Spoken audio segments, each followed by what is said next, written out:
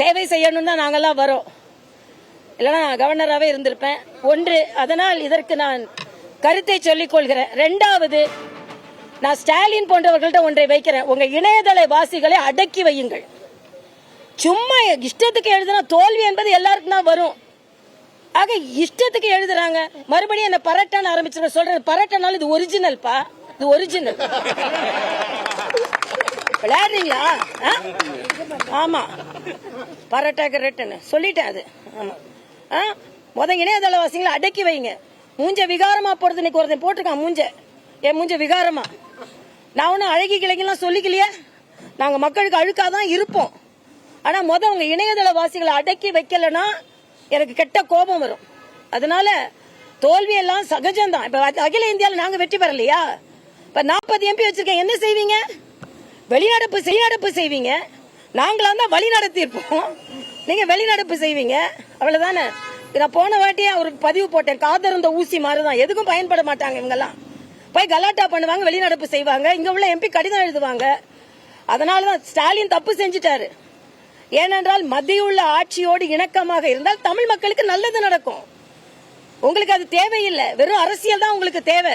அதனால தமிழ் மக்களுக்கு நீங்கள் துரோகம் இழைத்து விட்டீர்கள் என்றுதான் நான் தெளிவா சொல்ல முடியும்.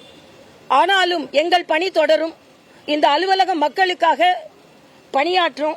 இன்னொன்று, நான் அரசியல் தொடர்பு இல்லாமல் ஃப்ரெண்ட்ஸ் ஆஃப் சவுத் சென்னையின் தென் சென்னையின் தோழர்கள் அப்படின்னு எங்களோடு இணைந்து பொது சேவை, அரசியல் சார்பற்ற பொது சேவை செய்ய விரும்பும் இளைஞர்கள் 9509999991 ஏற்கனவே இந்த எண்ணு கொடுத்திருக்கேன்.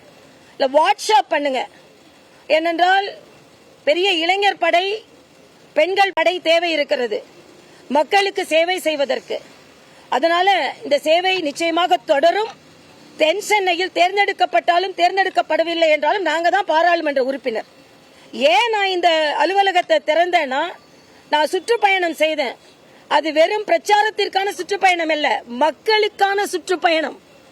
மக்களுக்கான சுற்றுப்பயணத்துல எந்தெந்த இடத்துல எந்தெந்த குறை, எங்கெங்க குப்பை, எங்க குப்பை கூலங்கள், எங்க உள்ள அடைப்பு, எங்க சாக்கடை, எங்க வாகன நெரிசல் எல்லாம் குறிச்சு வச்சிருக்கிறோம். இதை சரி செய்யவில்லை என்றால் நானே இறங்கி போராடுவேன் தென் சென்னையில. சும்மா மக்களின் வாக்குகளை வாங்கிக்கிட்டு உள்ளே இருக்கிறதுக்கு இல்ல மக்கள் வாக்களித்தது. அதனால தென் சென்னையின் பிரச்சனைகளை போராடி தீர்ப்பதற்கு நாங்கள் முன்னிற்போம். இங்கே என்னோடு எனது கட்சி நிர்வாகிகள் இருக்கிறார்கள். அண்ணன் கருநாகராஜன் இருக்கிறார்கள், கராத்தே தியாகராஜன் இருக்கிறார்கள், மாவட்ட தலைவர் காளிதாஸ் இருக்கிறார்கள், சாய் சத்யன் இருக்கிறார்கள், மற்றும் நிர்வாகிகள் உமானந்த் போன்றவர்களா இருக்கிறார்கள், பிரமிளா சம்பத் போன்றவர்கள் இருக்கிறார்கள். இவர்கள் எல்லோரோடும் இணைந்து, நான் இப்ப முன்னாள் ஆளுநர் இல்ல, முன்னாள் பாஜகவின் மாநில தலைவராக இங்க உட்கார்ந்து இருக்கிறேன். எல்லா விதத்திலும் அரசியல் இன்னும் தீவிரமாக எடுப்பேன். என் பக்கத்துல கூட இவங்களாம் நிக்க முடியாது. தென் சென்னை வேட்பாளர்லாம் மக்கள் சேவையில என் பக்கத்துல கூட நிக்க முடியாது. பார்க்கலாம், சவால். அதனால மக்களுக்கு சேவை செய்ய வேண்டும் என்று வந்தோம். இன்னைக்கும் தமிழக அரசியல நாங்க நிலைத்து நிற்போம். உங்களுக்கு கொடுத்த 40 உங்களால எந்தவித சாதனையும் செய்ய முடியாது. என்னொன்று சொல்கிறார்கள், இப்பவே மத்தியில நிலையான ஆட்சி கிடையாது. நிலையான ஆட்சி தாங்க. என்னைக்கு பலம் பொருந்திய பாரத பிரதமர் நரேந்திர மோடி பிரதமராக வீற்றி இருக்கிறாரோ அப்பொழுது அது நிலையான ஆட்சி தான். அதை நிலைப்படுத்தவும் பலப்படுத்தவும் அவருக்கு தெரியும்.